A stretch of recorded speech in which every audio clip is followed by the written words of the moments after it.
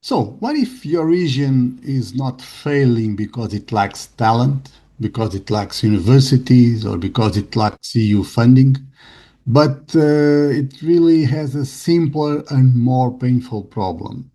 What if it does not know where it wants to go?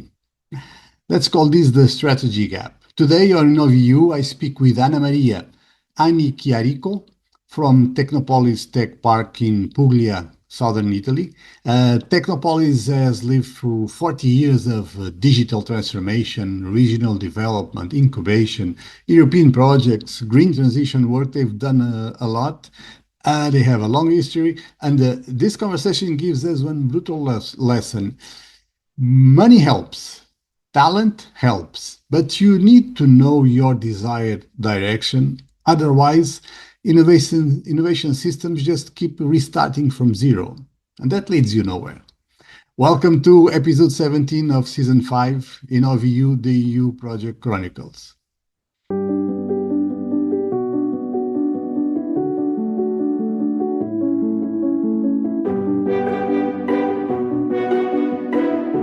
Just a quick note before we continue. When AI, energy, trade, security, and infrastructure pressures all move at once, many organizations freeze. Others move first and get there first, get the opportunities first, before the market becomes crowded. The first mover opportunity radar helps you map these signals and identify three possible strategic moves for the next 90 days, immediate. It is self-guided, practical, and designed to be completed in 60 minutes. So you'll find the link in the show notes. Give it a try. Hope you enjoy it. Okay, so welcome back to InnovEU, the EU Project Chronicles. Today I'm joined by, how do you pronounce your name? AnnaMaria is the first name, and Annicchiarico is the name, but it is very difficult for Italians too, so don't worry. Call me AnnaMaria is better. Okay, AnnaMaria, thank you for introducing yourself. AnnaMaria is talking to us from the Technopolis Tech Park in Italy. And I would like to start there. Technopolis was created when, and what is Technopolis' role in the innovation ecosystem in Puglia and southern Italy? The idea of the Technopark started in 80s, more exactly beginning of 1980. And the first realization, or the buildings of the first part of the science park, appeared in 1984.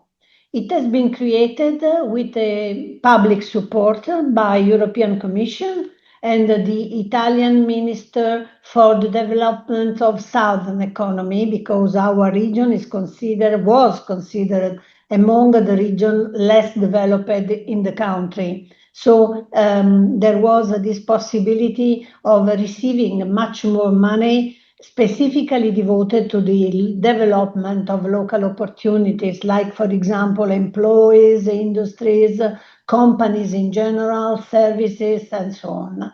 The idea was copied, if I can say this, from the equivalent experiences made in Japan and the United States, and adapted to our specific conditions.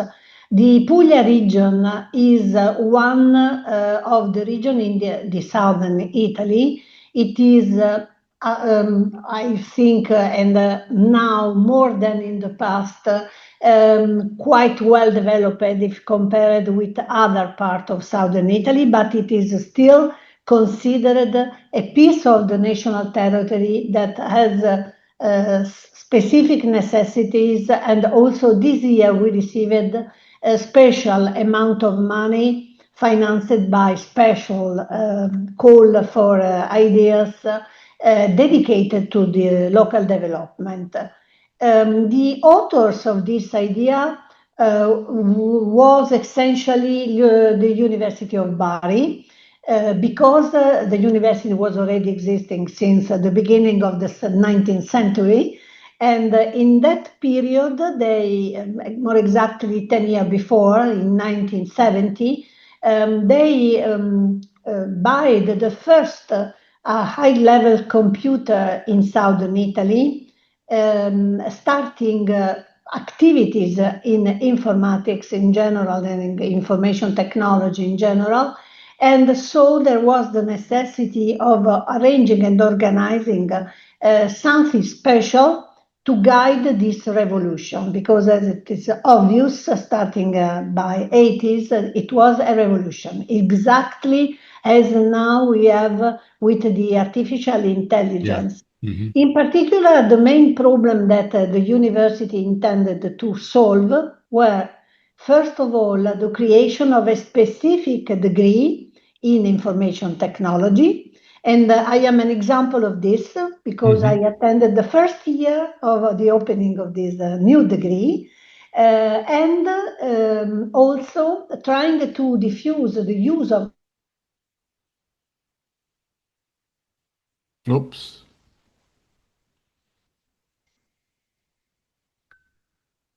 Ops. Toquei aconteceu à minha internet, caraças, pá. Facilitated because it was not so easy for very traditional companies, for example, but also for very traditional public bodies to adopt computers, and after that period also networks and internet and so on. So it is a process started 40 years ago, but it is still in progress because technologies changed, technologies became more and more sophisticated, and so this necessity is still valid. So the creation of Technopolis as an independent company. You muted yourself. Independent, the idea of creating a new company totally independent from the university, but attending the aims and the objectives that have been defined by the university is still valid. And so after the creation of the Science Park in 80, more recently and more exactly in 2008, the university created a special kind of company because we are a company under the juridical point of view, but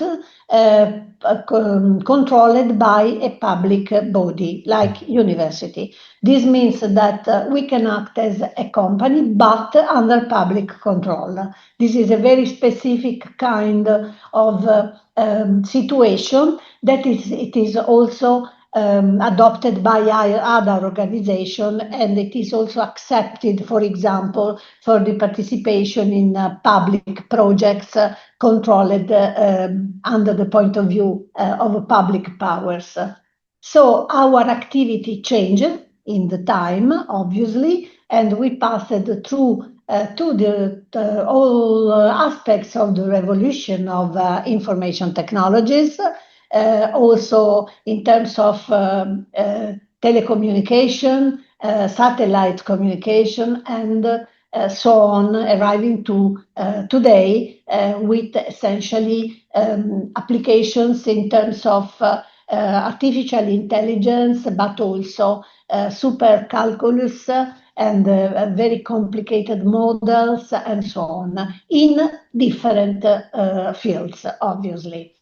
So that's the story of Technopolis. What about yours? You already said you came from the University of Bari. Have you been there from the start of the of the park? Yes, I participated as external person to the project of this science park because at that time I worked for the local consortium made by the university and other bodies to implement, to develop the use of new technologies in our context. So I was external, I participated to the project when it has started its activity, I was there. And I'm still there. So from the beginning, really from the It's your beginning. baby. Yes.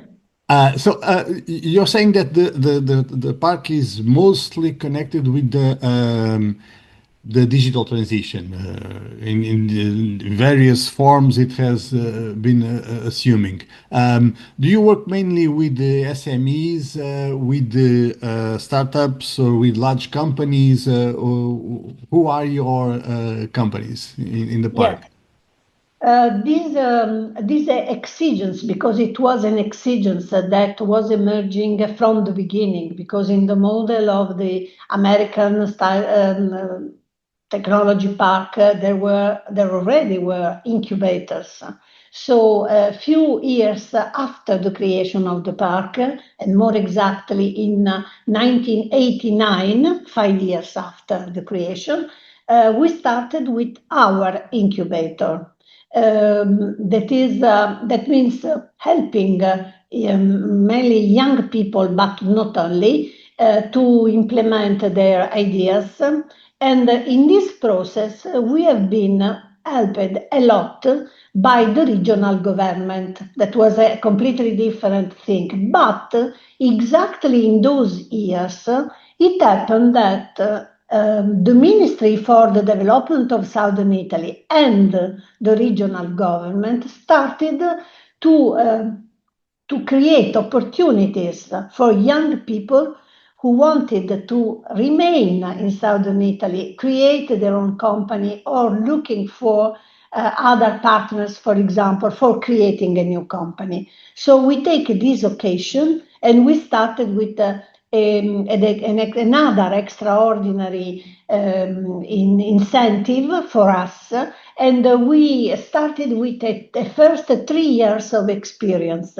In the same period of time, with other similar organizations in Europe, we created altogether an organization that still exists, which is EBN, European Business Innovation Center Network, and we also always now we belong to this organization that is also the certification agency for our activity.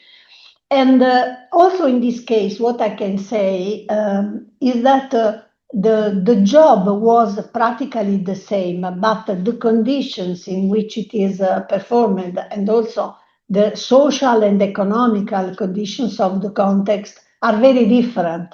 So we had during this long period, because we have an experience of 40 years as incubator, many things have changed, but we still help people in starting. We still use public financing opportunities to help them for starting. And what has been reinforced more and more is the relation with the university, because it is evident that for creating really innovative companies and a very innovative startup, it is necessary to start with good technological idea. And which place is better than the university for finding new extraordinary Sure. ideas? So this role has been confirmed by the university, and starting from 4 5 years, also the regional government created a public register for organizations like us. So now we belong to this register officially, and it is divided in two different parts of our activities, which are the suggestions and the support for ideas to become companies. So very, very low level of starting, many people, few companies really created, but very important for giving real possibility for a person who never had the other experience as an entrepreneur.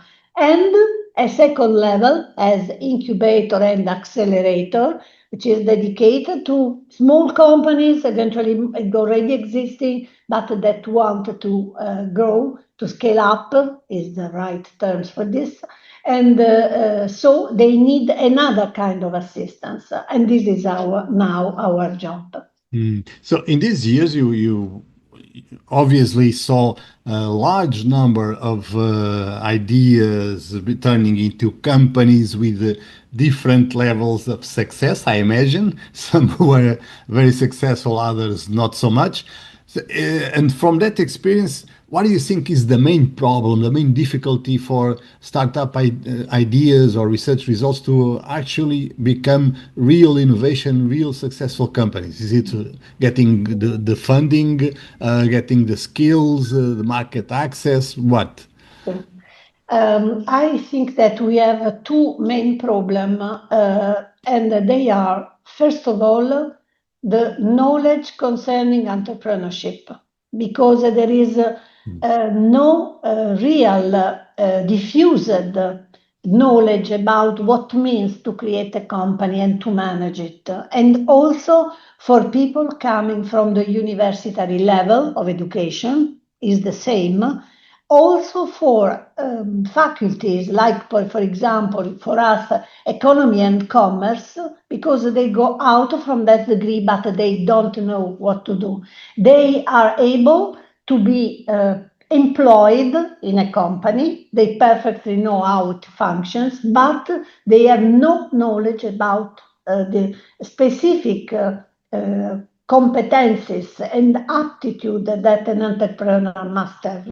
And this is the first level of problems, because if you don't have a good level of preliminary competencies, you can start.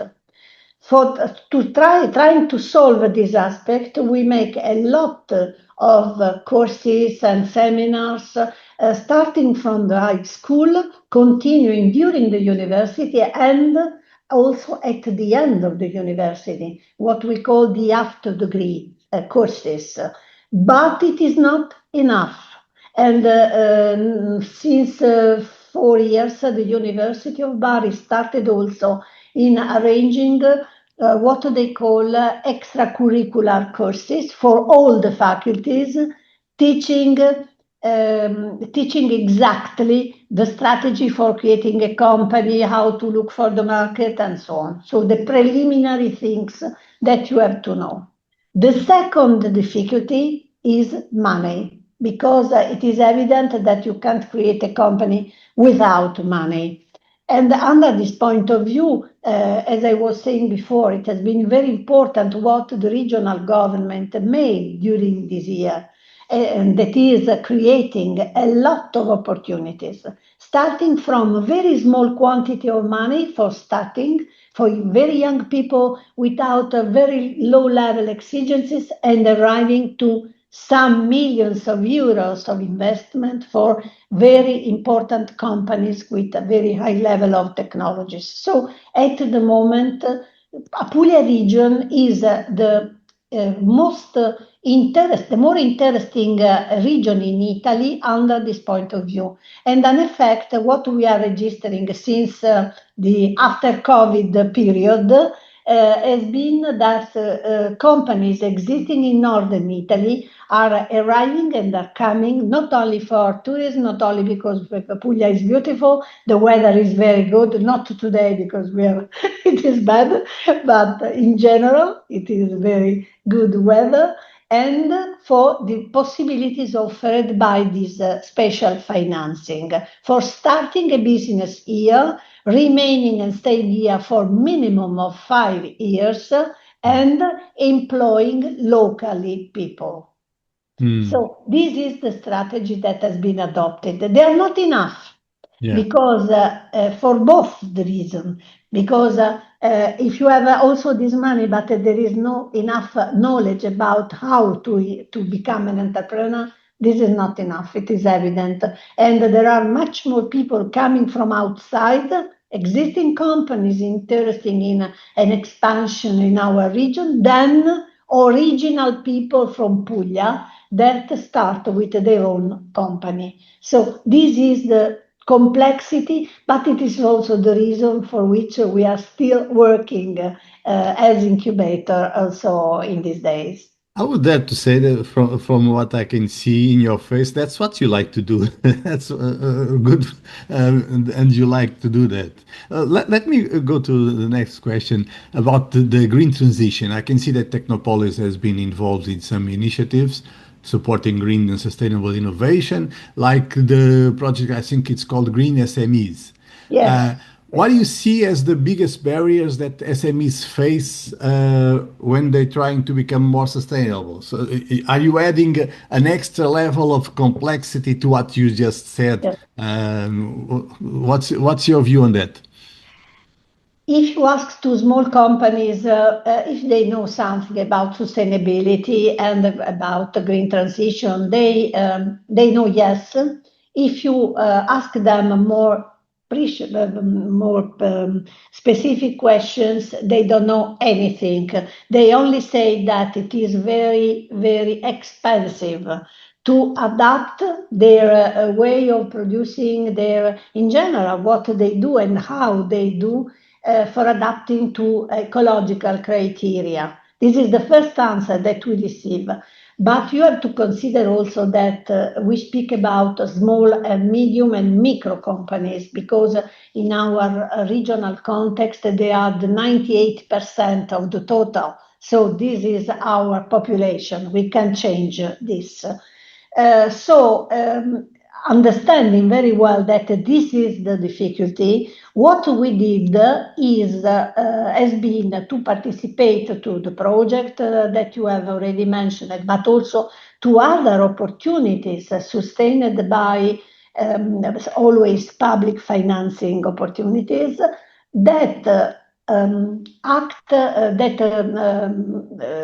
in which we are really the beneficiary of these projects, but we have as a final beneficiary of the activity the companies.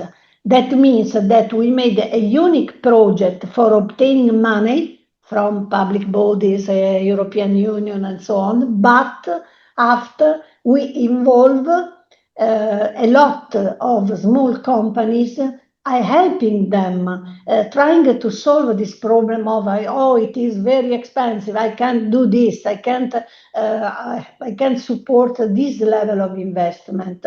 So this is a very long process. We know this perfectly. We started about 3 years ago with this. It is not a sector because it is a problem which is common to all the sectors. So we work with people producing mechanics, I don't know, aerospace, food, agriculture, everywhere there is this need. In some case, much more than in other, but in any way, this is a need. And the solution that for the moment has been adopted is this one that I have described. And in effect, during this period of time, the last 3-4 years, we have already discovered that some specific and important case have developed this kind of attitude in their context. They are happy to have done this, and they are now involved in interesting, also international process to demonstrate how this works.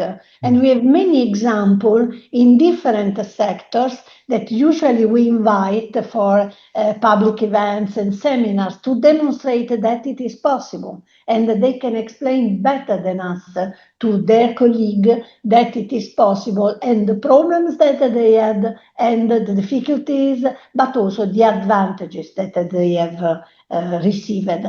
Because perhaps this is the key lesson that we learned in this period, and is that it is true that they have to invest something, but they have some advantage arriving there because, for example, in tourism sector, this has created a specific niche of market dedicated to tourists that love to stay in a place where all those rules are respected and where the environment is really protected in some way.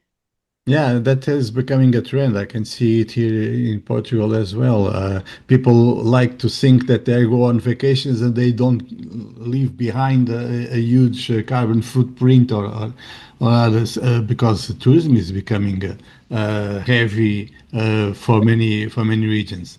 Let me change the subject just slightly. I can see that Technopolis has worked in national and also European projects in many areas and has participated in many EU-funded projects. What do you think is the advantage you get from international cooperation and from these EU-funded projects? It is an enormous advantage because in each project we learn something. We exchange ideas with similar organization. We have the possibility of being in touch with a totally different context and in creating opportunities also for the companies that we assist to understand better the other environment, to understand better how to work, how to manage eventually their internationalization. So there is a direct advantage for us and an indirect advantage for companies that we usually, not only company, also public bodies. Because, for example, the municipalities we have worked with have really learned how to understand the other country, how to understand the problem that they have, how they have solved some problems, and how they can copy solutions and eventually also have a more success with their citizens by offering innovative possibilities for them. So it is very important.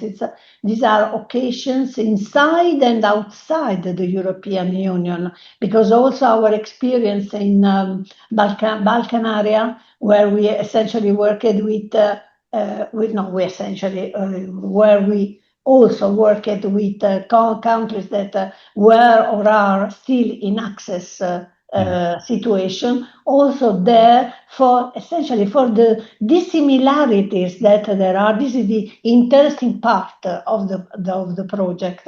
What is different and how manage these opportunities together, respecting these dissimilarities and understanding how the other subject and the other countries works on the same problem very often, I must say. I want to ask you about the future. What's your look, your position about the future? Are you optimistic about the role that science parks will have in Europe? And more importantly, I really want to have your opinion on this. How do you see the Southern Europe growing in the next years after this apparent comeback in the past few years? It has been outgrowing the Central and Northern Europe. How do you see the evolution of Southern Europe, which, if you remember, 10 years ago was seen like a lost case? What's your position about the future? I can say that, first of all, the model of the science park is still something immaterial, because in the past, but really I speak about the 90s, there was a public document of the European Commission defining the science park, defining the model, and giving authority to this instrument. After nothing happened, and in particular in our country, we have never been considered as important actors of the development process, and this is really a big mistake. The concept of having all together university, big companies, small companies, researchers, people very different working together, trying together to win projects and opportunities is very important and is very productive. But the help of the public bodies around at a regional level, at a national level, are this important the same. I had a very interesting experience in the past. To be exact, in '94 I started working in Andalusia. And this has been the most for 3, 4 years. I worked there also with the local agency for development of Andalusia. And what I discovered, and it is under our eyes now, is that the Spain that started with very reduced opportunities, in particular in that area, because Barcelona was Barcelona and it's a different situation. But Andalusia has made a special and a very, very interesting work because now they have created companies, they have created new industry, they have created a model of development different from the north of the country, but putting together a lot of tourism, but also other mechanical and food and many different industries that all together have created a level of development in that country that now is much over the Italian situation. For me, that I'm a researcher person, a person that studies and so on, for me it's a pity because what I did there and what I learned, because everywhere I learned something, but what I learned there, it's not I hadn't the possibility of proposing it here in Italy, and the effects are now visible. I imagine that you know the data that have been in Italy published today, and is that we are the worst of the European country, and this is a pity. Yes, we have the minimum level of development of the internal economy and the maximum level of debt. This is the worst situation that we can imagine. Now also Greece is better than us. So it's an incredible situation. We are really in a critical position now. And as I saw that other situation, and I followed them during those years, and we are still in contact with our colleagues in the park that have been created. And one of them, that one in Sevilla, I worked with them for the creation of the park, but also with Malaga, we started from the beginning. I have appreciated a lot what they have been able to do, and in contrast, that I must say that we have still problems in to be recognized as important actors of the development process, and so to receive the right opportunities for creating this. And this is really a pity. What happened in Italy, in particular in the last 15 years, has been that they have created one after the other center of competencies, district, centers of innovation, centers of something, it doesn't matter, but never giving a stable opportunity to the development of the economy and the knowledge and so on. So this continuous changes that was also connected to the changes in the political life of the country and so on, created nothing because each 2, 3 years you change the rules, you change everything. In the last 2 years we had 3 different kind of possibility. The House of Emerging Technology, in Italian is CTE, Casa delle Tecnologie Emergenti, and the Digital Innovation Hub according to the European level, and at a local level some centers specialized for specific technologies. So you have 3 different kinds of subjects. As you can see, Science Park are not included, or we have participated as one of the actors of this situation. There is confusion, I must say, typically Italian. I hope, I know that in the next few weeks I'll have Sonia Palomo from the Malaga park here. But from what your knowledge of this situation, wouldn't you say that their success is in large part the result of long-term persistent work, less talk, less political discussion, and more persistent work? When I was there and I participated to the works inside the local agency of development, the regional agency of development, I discovered that they adopted a totally different methodology.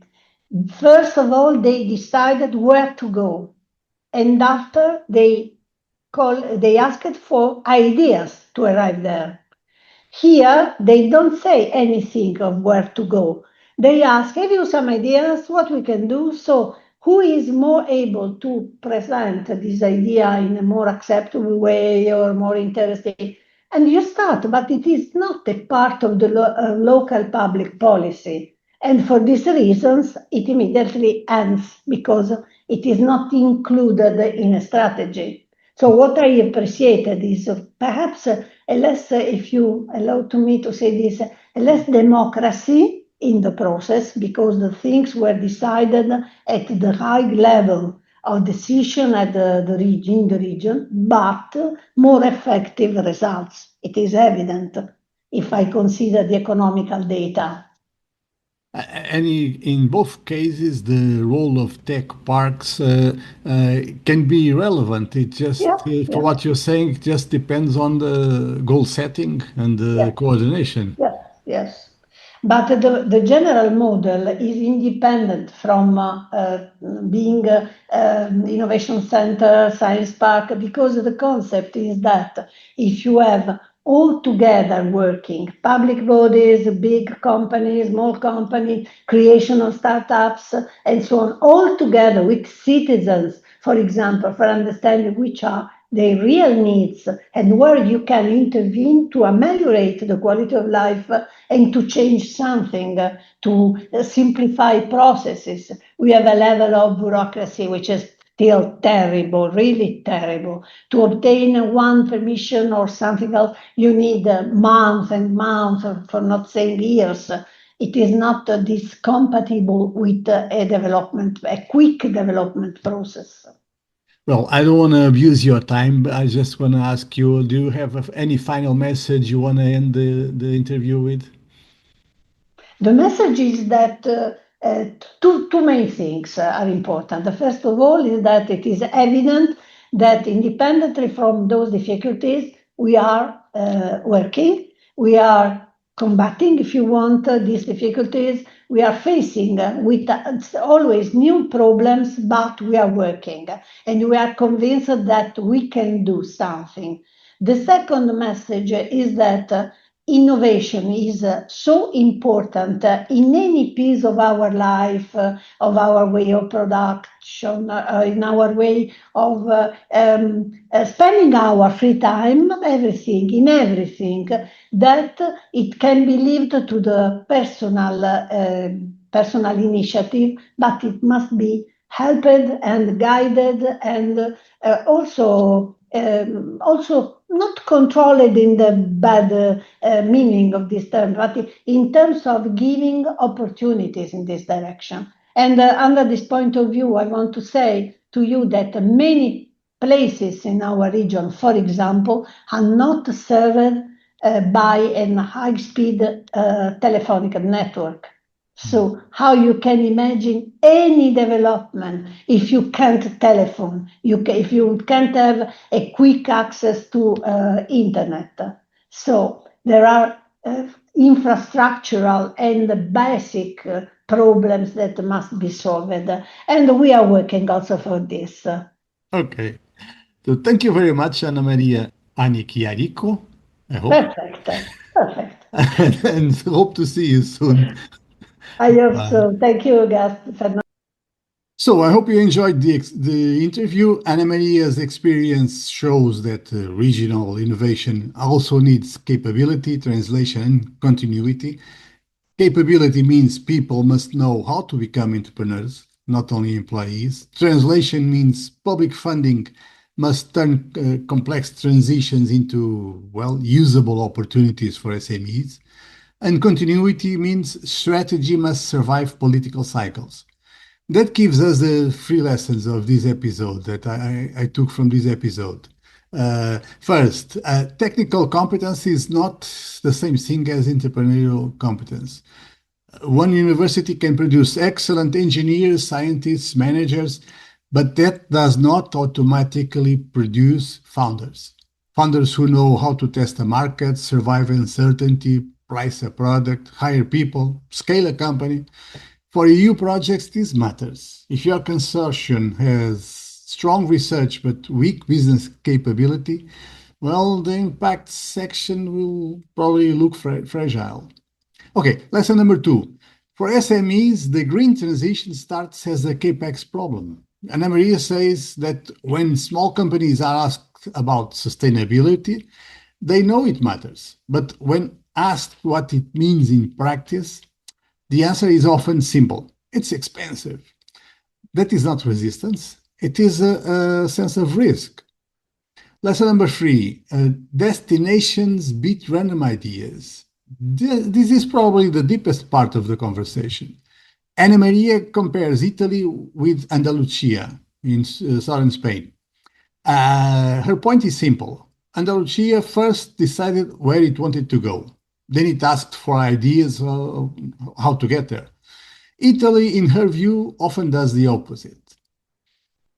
So my big takeaway from AnnaMaria is this. Innovation does not fail only because people like ideas. It fails because ideas are not connected, or when ideas are not connected to direction, capability, and continuity. So stop chasing random calls. Define the destination first, then build the consortium, the work packages, the impact pathway around that destination where you want to go, where you want to be in the future. If you want more practical tools for EU projects, subscribe to InnovEU, the EU Project Chronicles, and or to Polis Doxa, the Transitions Letter. And if you are working on a project, if you are a science park, a regional innovation strategy, or a transition challenge, just share this episode with your team.